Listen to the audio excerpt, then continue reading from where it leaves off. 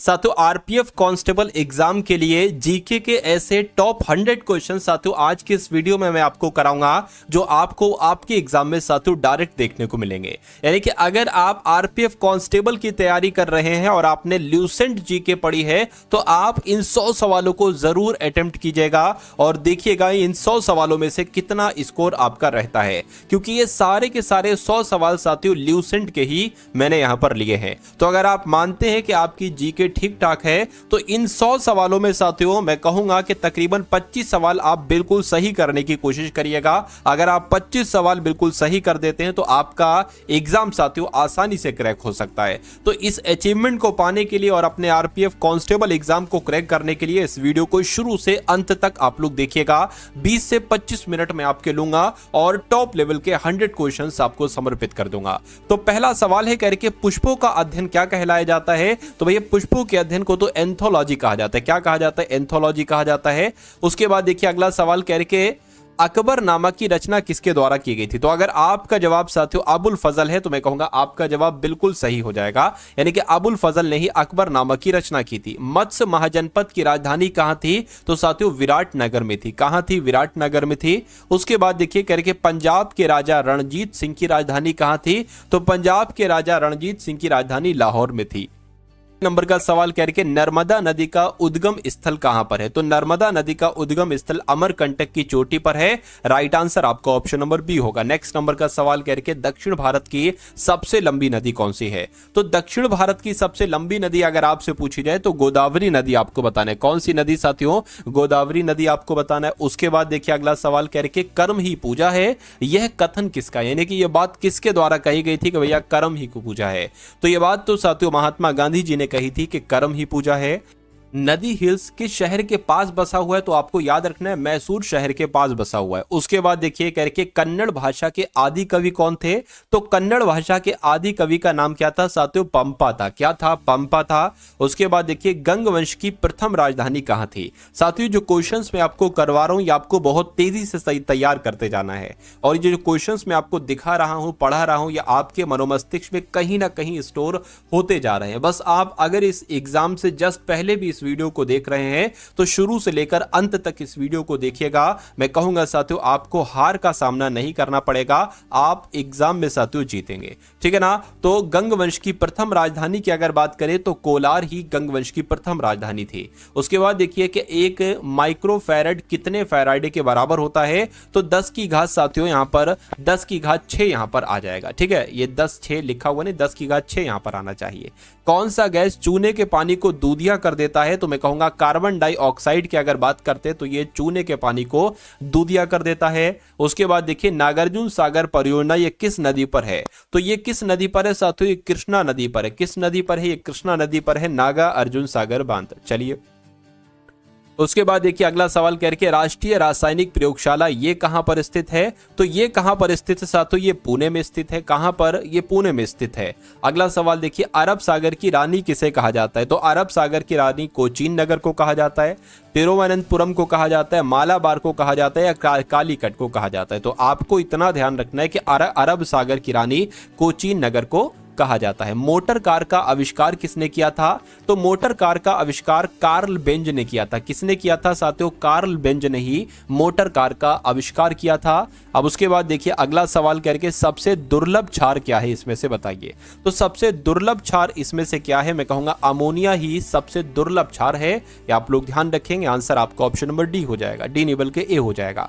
पुलकेशिन द्वितीय ने हर्षवर्धन को किस नदी पर पराजित किया था? तो अगर आपसे ये सवाल पूछे तो आपको नर्मदा नदी बता देना है, क्योंकि पुलकेशिन द्वितीय ने हर्षवर्धन को नर्मदा नदी के तट पर साथियों पराजित किया था। अगले नंबर का सवाल आपके स्क्रीन पर करके किस देश की आर्थिक वृद्धि का उत्तम मापांकन क्या है? यानी कि किसी भी देश की आर्थिक वृद्धि की का उत्तम मापांकन क्या है ये आपसे पूछा जा रहा है। तो जीडीपी ही है। क्या है साथियों? जीडीपी है। यानी कि आंसर आपका अगर है ऑप्शन नंबर ए तो बिल्कुल करेक्ट है। अब उसके बाद देखिए अगले नंबर का सवाल साथियों आपके स्क्रीन पर है, मुझे बताइए साथियों अगर आपने अभी तक इस वीडियो को लाइक नहीं किया है तो रिक्वेस्ट आपसे करता हूं कि वीडियो को लाइक कर दीजिए और अगर चैनल पर आप लोग नए हैं तो चैनल को भी साथियों आप लोग सब्सक्राइब कर दीजिए। ठीक है, और एक प्यारा सा कमेंट भी साथियों लिख दीजिए कि ये क्लास आपको कैसी लगती है। और मेरा मानना है कि आप अपने एग्जाम तक हर एक क्लास अगर आप देखते रहेंगे तो मेरा मानना है कि सारा कंटेंट आपको इन्हीं क्लासेस से देखने को मिल जाएगा और आपका पेपर बड़े ही आराम से पास हो जाएगा। चलिए अब बात करते 21वें नंबर के प्रश्न की कि विश्व का सबसे पुराना खाद्य कौन सा है। तो विश्व का सबसे पुराना खाद्य की अगर बात करें तो जौ आपको बता देना है। क्या आपको बता देना है साथियों? जौ आपको बता देना है। नाजीवाद का मुख्य संस्थापक कौन थे?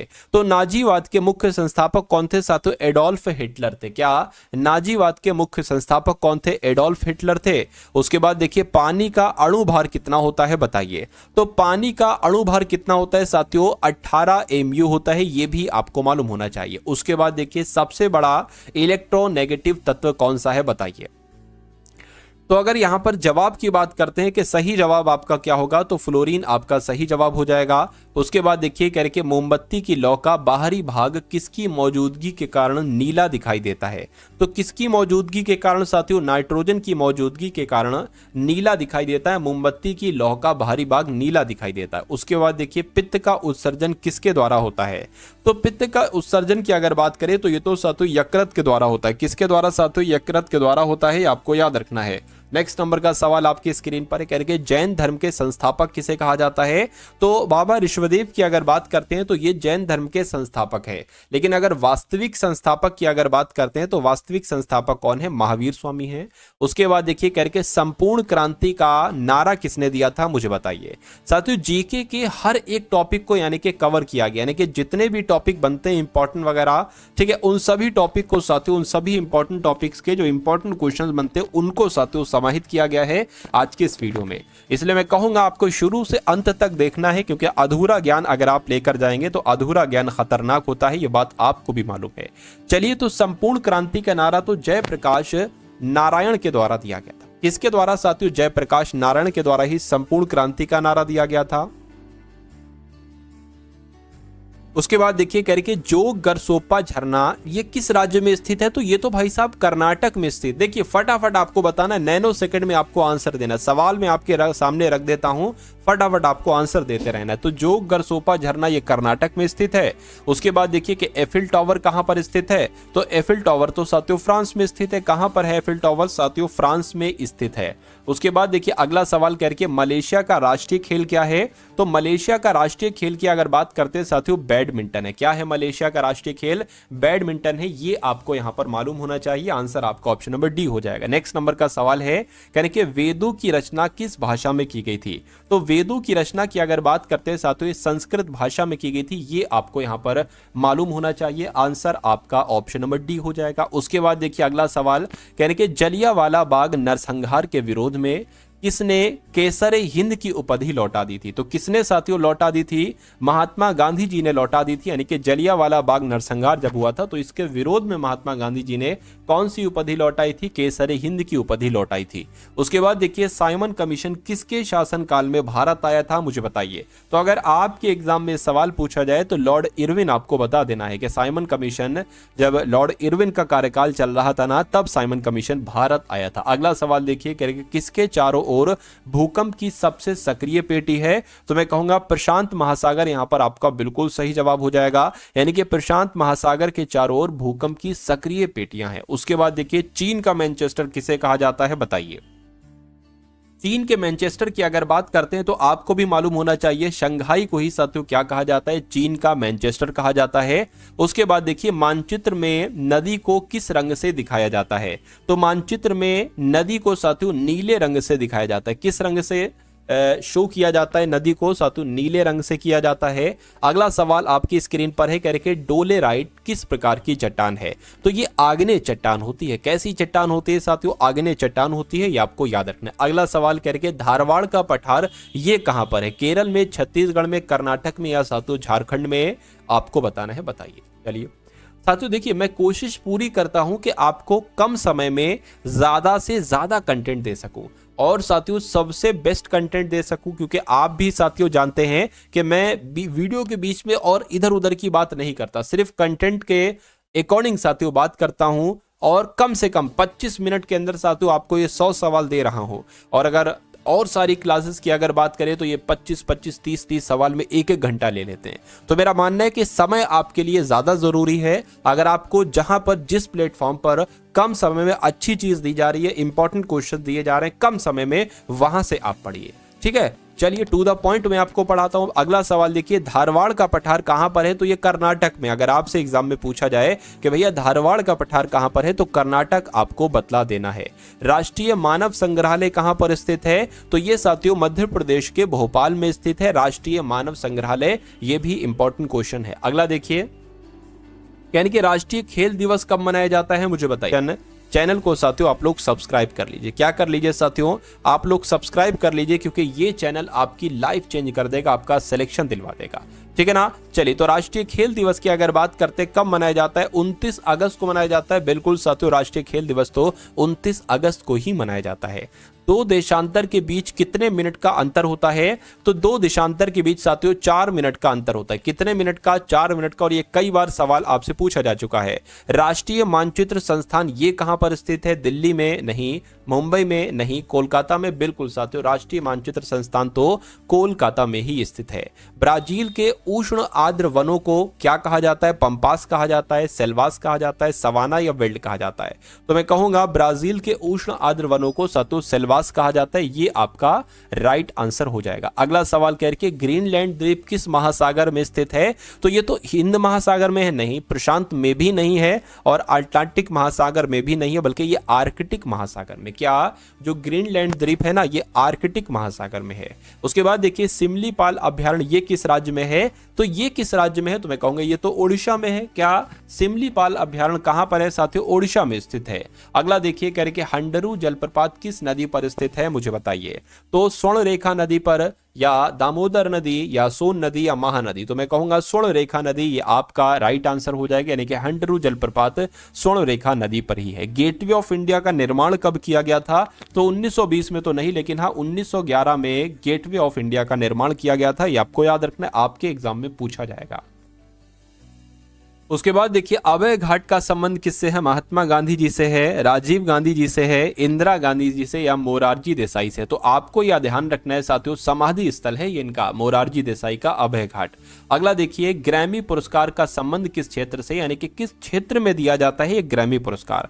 तो ये भी आपको मालूम होना चाहिए साथियों, संगीत के क्षेत्र में दिया जाता है ये ग्रैमी पुरस्कार। सही जवाब जिनका ऑप्शन नंबर बी तो बिल्कुल करेक्ट है।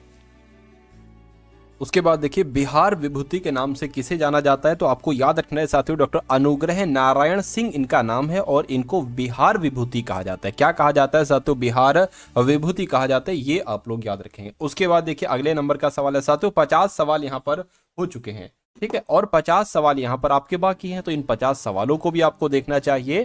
करके किस शासक ने सबसे पहले अपनी राजधानी दिल्ली से आगरा स्थानांतरित की थी? तो ये काम तो सबसे पहले साथियों सिकंदर लोदी ने किया था। यानी कि सिकंदर लोदी ने सर्वप्रथम अपनी राजधानी दिल्ली से आगरा में स्थानांतरित की थी। उसके बाद देखिए, पाकिस्तान के प्रथम गवर्नर जनरल कौन थे? तो पाकिस्तान के प्रथम गवर्नर जनरल आपको मालूम होना चाहिए, मोहम्मद अली जिन्ना ही पाकिस्तान के प्रथम गवर्नर जनरल थे। अगला सवाल देखिए, कह रहे कि CIA कहां की एक गुप्तचर संस्था है? तो ये कहां की है? मैं कहूंगा ये तो USA की है। कहां की है साथियों? USA की है, ये आपको याद रखना है। उसके बाद देखिए, संसार की सबसे गहरी नदी कौन सी है? तो संसार की सबसे गहरी नदी साथियों अमेजन नदी है। कौन सी नदी है? अमेजन नदी संसार की सबसे गहरी नदी है। अगले नंबर का सवाल देखिए और बताइए इसका जवाब। क्या कहा जा रहा है? कह रहे कि राष्ट्रीय एकता दिवस किस तिथि को मनाया जाता है? तो राष्ट्रीय एकता दिवस साथियों 31 अक्टूबर को मनाया जाता है। कब मनाया जाता है राष्ट्रीय एकता दिवस साथियों? 31 अक्टूबर को मनाया जाता है। उसके बाद देखिए, अगला सवाल है, कह रहे कि जीभ में कितने प्रकार के स्वाद की कलिकाएं मौजूद होती हैं, बताइए। तो मैं कहूंगा साथियों 4 प्रकार के स्वाद की कलिकाएं मौजूद होती हैं जीभ में। आंसर आपका ऑप्शन नंबर सी होगा। नासा कहां स्थित है? जेनेवा में है, या रोम में है, वाशिंगटन DC में है, या न्यूयॉर्क में है? तो कहां पर है साथियों? वाशिंगटन DC में है नासा। अगला देखिए,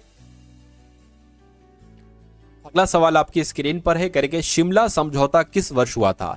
तो ये 1971 में हुआ था, 72 में हुआ था, 71 में हुआ था या 82 में हुआ था? तो 1972 में ही शिमला समझौता हुआ था। इंपॉर्टेंट क्वेश्चन है, आपको याद रखना चाहिए। भारतीय संसद भवन का जो प्रारूप है ये किसके द्वारा तैयार किया गया था? तो ये साथियों किसके द्वारा तैयार किया गया था? ये एडविन लुटियंस के द्वारा तैयार किया गया था। राइट आंसर आपका ऑप्शन नंबर डी हो जाएगा। अगला सवाल देखिए, जलियांवाला बाग नरसंहार किस वर्ष हुआ था बताइए? तो जलियांवाला बाग नरसंहार साथियों ये कब हुआ था? 1919 में ही जलियांवाला बाग नरसंहार हुआ था। अगले नंबर का सवाल देखिए, भारत का प्राचीनतम तेल भंडार कौन सा है बताइए? तो भारत का प्राचीनतम तेल भंडार साथियों डिगबोई है। क्या है? डिगबोई जो है ना, ये भारत का प्राचीनतम तेल भंडार है। अगला सवाल देखिए, कह रहे गांधी जी के राजनीतिक गुरु का नाम क्या था? ये क्वेश्चन मैं आपको कई बार करवा चुका हूं और आपका जवाब बिल्कुल सही है, गोपाल कृष्ण गोखले। अगर आपका जवाब है, आपके मन में है, तो आपका आंसर बिल्कुल करेक्ट हो जाएगा भाई। बहुत बढ़िया, वेरी गुड क्लास। उसके बाद देखिए साथियों, विंग्स ऑफ फायर ये पुस्तक के लेखक कौन है? तो इस पुस्तक के लेखक वेंकटरमन है, लाल बहादुर शास्त्री है, एपीजे अब्दुल कलाम है। तो मैं कहूंगा APJ Abdul Kalam he wings of fire नामक पुस्तक के लेखक हैं। किडनी स्टोन का कारण क्या होता है? किडनी स्टोन जो हो जाती है वो कैल्शियम ऑक्सलेट की वजह से हो जाती है। ये इंपॉर्टेंट क्वेश्चन आप लोग याद रखेंगे। उसके बाद देखिए, कह रहे कि एक्सेल में कुल कितने कॉलम होते हैं? तो एक्सेल शीट की अगर बात करें ना, तो कितने कॉलम होते हैं साथियों? 256 कॉलम होते हैं। कितने एक एक्सेल शीट में कॉलम होते हैं? 256 होते हैं। ये भी आपको याद रखना है। उसके बाद देखिए, कह रहे कि हरा सोना के रूप में किसे कहा जाना जाता है? यानी कि क्या चाय को हरा सोना कहा जाता है, अफीम को हरा सोना कहा जाता है, सेब को या साथियों मटर को? तो मैं कहूंगा चाय को क्या कहा जाता है साथियों? हरा सोना कहा जाता है।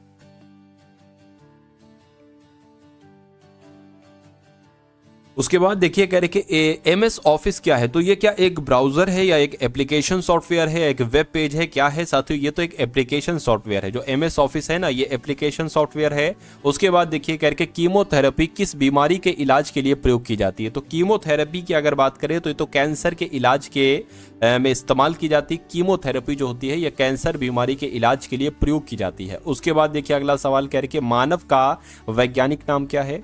तो मानव का साथियों वैज्ञानिक नाम क्या है? आपको मालूम होना चाहिए। होमो सेपियंस मानव का वैज्ञानिक नाम है। आंसर आपका जो जाना चाहिए वो ऑप्शन नंबर ए के साथ जाएगा। त्रिरत्न किस धर्म से संबंधित हैं? तो त्रिरत्न की अगर बात करते साथियों, ये बौद्ध धर्म से संबंधित है। किस धर्म से साथियों? बौद्ध धर्म से संबंधित है। आंसर आपका ऑप्शन नंबर सी के साथ होना चाहिए। उसके बाद देखिए साथियों, अगला सवाल है, कह रहे कि भारतीय नोट पर कितनी भाषाओं में लिखा होता है? यानी कि भारतीय नोट पर कितनी भाषाओं का इस्तेमाल होता है साथियों? 17 भाषाओं का इस्तेमाल होता है। जो आपने देखा नहीं कि भाई 10 का नोट है तो 10 रुपए अलग अलग भाषाओं में लिखे हुए, तो ये 17 भाषाओं में कुल मिला के लिखे होते हैं। उसके बाद देखिए साथियों, वीडियो को लाइक कर दीजिए। अगर वीडियो को आपने अभी तक लाइक नहीं किया तो रिक्वेस्ट आपसे इतनी करता हूं कि वीडियो को एक बार आप लोग लाइक कर दीजिए और बता दीजिए सवाल का जवाब कि एयर कंडीशन का आविष्कार किसके द्वारा किया गया था? नाम आपको ध्यान रखना है, विलिस कैरियर का। किसका? विलिस कैरियर के द्वारा ही एयर कंडीशनर का आविष्कार किया गया था। अशोक का संबंध किस वंश से है? तो अशोक का संबंध किस वंश से साथियों? मौर्य वंश का ये शासक था अशोक। आंसर आपका ए हो जाएगा। और चंद्रयान प्रथम किस वर्ष छोड़ा गया था बताइए? 1921 में, 85 में, 1971 में या 2008 में?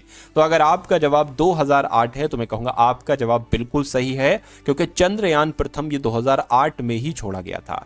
हेल्प मेन्यू के लिए कंप्यूटर में किस बटन का प्रयोग किया जाता है, यानी कि किस फंक्शन की का इस्तेमाल किया जाता है? तो F1 का इस्तेमाल किया जाता है। हेल्प मेन्यू के लिए किसका इस्तेमाल किया जाता है? F1 का इस्तेमाल किया जाता है। अब उसके बाद देखिए, अगला सवाल इंपॉर्टेंट है, कह रहे कि मसालों की रानी के रूप में किसे जाना जाता है? तो मसालों की रानी लौंग को थोड़ी ना कहा जाता है, ना हल्दी को कहा जाता है, इलायची को कहा जाता है साथियों मसालों की रानी। ठीक है ना? उसके बाद देखिए, अगला सवाल क्या कहा जा रहा है साथियों आपसे? कहा जा रहा है कि ग्राउंड लेवल से बैडमिंटन नेट की ऊंचाई कितनी होती है बताइए? 1.524 मीटर, 2 मीटर, 2.5 मीटर या 4 मीटर? तो मैं कहूंगा तकरीबन 1.5 मीटर के आसपास होती है, यानी कि 1.524 मीटर, 1.5 मीटर इसको कह सकते हैं मोटा मोटी तौर पर। तो ग्राउंड लेवल से बैडमिंटन नेट की ऊंचाई 1.5 मीटर तक की होती है। गुलाम वंश के संस्थापक कौन थे बताइए? तो गुलाम वंश के संस्थापक तो कुतुबुद्दीन ऐबक थे। कौन थे साथियों गुलाम वंश के संस्थापक? कुतुबुद्दीन ऐबक थे। कोरिया देश की मुद्रा क्या कहलाती है, यानी कि कोरिया की मुद्रा का क्या नाम है, तो वॉन चलती है साथियों कोरिया में। कोरिया देश की मुद्रा वॉन है। अगला देखिए करके कल्पना चावला के अंतरिक्ष शटल का नाम क्या था, तो कल्पना चावला के अंतरिक्ष शटल का नाम तेजस था, कोलंबिया था, पाथफाइंडर था या ब्रह्मोस था, तो कोलंबिया था, ये आपको याद रखना है। सही जवाब आपका ऑप्शन नंबर बी हो जाएगा। उसके बाद देखिए करके विधायी शक्तियां किसमें निहित होती है, राष्ट्रपति में, प्रधानमंत्री में या संसद में, मुझे बताइए। तो आपको ये ध्यान रखना है साथियों, संसद में ये निहित होती है, यानी कि विधायी शक्तियां किसमें निहित होती हैं, तो संसद में निहित होती हैं। उसके बाद देखिए बांग्लादेश ने अपने संविधान को किस वर्ष अंगीकृत किया था, 1971 में, 1972 में, 1984 में या साथियों 1985 में। तो आपको ध्यान रखना है 1972 में ही बांग्लादेश ने अपने संविधान को अंगीकृत किया था। नेक्स्ट नंबर का सवाल है करके जल्लीकट्टू, क्या जल्लीकट्टू किस राज्य का प्रसिद्ध खेल है, तो कर्नाटक का है, तमिलनाडु का है, असम का है, ओडिशा का है। मैं कहूंगा साथियों तमिलनाडु का है, यानी कि जल्लीकट्टू कहां का खेल है, तो तमिलनाडु का है। उसके बाद देखिए अगले नंबर का सवाल करके भारत के राष्ट्रीय ध्वज का डिजाइन किसके द्वारा तैयार किया गया था, रोहित लाल टंडन के द्वारा, मैडम भिकाजी कामा के द्वारा, पिंगली वेंकैया के द्वारा, तो पिंगली वेंकैया के द्वारा ही साथियों भारत के राष्ट्रीय ध्वज का डिजाइन को तैयार किया गया था। आंसर आपका ऑप्शन नंबर सी हो जाएगा। अब उसके बाद देख लीजिए अगला सवाल करके भगत सिंह को जो फांसी की सजा दी गई थी वो किस वर्ष दी गई थी, 1929 में, 1930 में, 1931 में, 1940 या 1932 में। तो आपको ध्यान रखना 1931 में ही भगत सिंह को फांसी की सजा दी गई थी। नेक्स्ट नंबर का सवाल आपकी स्क्रीन पर है, चलिए, यानी कि भारत के प्रथम बैंक कौन सा है, तो भारत का प्रथम बैंक की अगर बात करें इलाहाबाद बैंक है, नहीं, पंजाब नेशनल बैंक है, नहीं, भारतीय स्टेट बैंक है, नहीं साथियों, बैंक ऑफ हिंदुस्तान है, bank of Hindustan. Option number D आपका बिल्कुल सही जवाब हो जाएगा। और इसरो का मुख्यालय कहां पर स्थित है, बेंगलुरु में, देहरादून में, मुंबई में या दिल्ली में, तो कहां पर स्थित है इसरो का मुख्यालय साथियों, बेंगलुरु में स्थित है। केरल में कौन सी भाषा बोली जाती है, तो केरल में तो भाई कन्नड़, मलयालम, कोंकणी या तेलुगु, कौन सी भाषा बोली जाती है साथियों, मलयालम भाषा बोली जाती है केरल में। आंसर आपका जो जाएगा वो ऑप्शन नंबर बी के साथ जाएगा। चलिए उसके बाद देखिए कह रहे कि विटिकल्चर का संबंध किससे है, ये आपको कुल मिला के यहां पर साथियों बता देना है। चलिए भाई देखिए यहां पर अगर बात करें साथियों, यह आपका जो चैनल है तो इसको सब्सक्राइब कर लीजिए और आपके एग्जाम तक साथियों आरपीएफ कांस्टेबल की जितनी भी क्लासेस आए उन सभी क्लासेस को देखिए। और डिस्क्रिप्शन की अगर मैं बात करूं साथियों तो वहां पर आरपीएफ कांस्टेबल प्लेलिस्ट के बाद जो लिंक होगा उस पर जब आप क्लिक करेंगे तो आपके सामने कुछ वीडियोस ओपन हो जाएंगी। वो सभी के सभी आरपीएफ कांस्टेबल के मॉडल पेपर होंगे, यानी कि एक्सपेक्टेड मॉडल पेपर साथियों जैसे आ सकते हैं वैसे आपको यहां पर देखने को मिलेंगे। हूबहू वही सवाल आपको देखने को मिलेंगे जिस टाइप के क्वेश्चंस एग्जाम में आएंगे, रीजनिंग के, मैथ के, सामान्य ज्ञान के। ठीक है, तो साथियों ये सारी जानकारी, ये सारी चीजें आप लोग देखिएगा कि मुद्रा कौन सी है, रिंगिट है, दीनार है, दिरहम है या बेहत है। तो मैं कहूंगा बेहत आपका यहाँ पर बिल्कुल सही जवाब हो जाएगा। उसके बाद देखिए योग दिवस किस तिथि को मनाया जाता है, तो योग दिवस 11 जून को मनाया जाता है, 21 जुलाई को मनाया जाता है, 21 जून को या 3 सितंबर को मनाया जाता है। तो मैं कहूंगा 21 जून को ही योग दिवस मनाया जाता है। सही जवाब अगर आपका है ऑप्शन नंबर सी तो बिल्कुल करेक्ट है। उसके बाद देखिए अगला सवाल कह रहे कि डेनमार्क की राजधानी कहां है, तो डेनमार्क की राजधानी साथियों देखिए एम्स्टर्डम है, नहीं, हेलसिंकी है, नहीं, डबलिन है, नहीं साथियों, कोपेनहेगन है। क्या कोपेनहेगन ही डेनमार्क की राजधानी है, ये आपको यहां पर मालूम होना चाहिए, आपको याद रखना है। उसके बाद देखिए साथियों कह रहे कि मंगल ग्रहों के उपग्रहों की संख्या कितनी है, 1 है 2 है, तो मैं कहूंगा 2 है। मंगल ग्रहों के उपग्रह कितने हैं, 2 हैं। सत्यमेव जयते शब्द साथियों ये कहां से लिया गया है, तो ये ऋग्वेद से लिया गया है, नहीं, सामवेद से भी नहीं लिया गया है, ये मुंडकोपनिषद से लिया गया। कहां से साथियों, मुंडकोपनिषद से लिया गया है। उसके बाद देखिए अगले नंबर का सवाल कह रहे कि भारतीय विज्ञान संस्थान ये कहां पर स्थित है, तो भारतीय विज्ञान संस्थान तो बेंगलुरु में स्थित है। कहां पर स्थित है साथियों, बेंगलुरु में स्थित है भारतीय विज्ञान संस्थान, ये आपको याद रखना है। उसके बाद देख लीजिए अगला सवाल कह रहे कि त्रिपुरा के लोग कौन सी भाषा मुख्य रूप से बोलते हैं, बताइए। तो ये बांग्ला भाषा बोलते हैं। कौन सी भाषा साथियों, बांग्ला भाषा बोलते हैं। अगला देखिए कह रहे कि अजंता एवं एलोरा गुफा किस राज्य में स्थित है, तो अजंता और एलोरा गुफा साथियों कहां पर स्थित है, महाराष्ट्र में स्थित है। सही जवाब आपका ऑप्शन नंबर सी।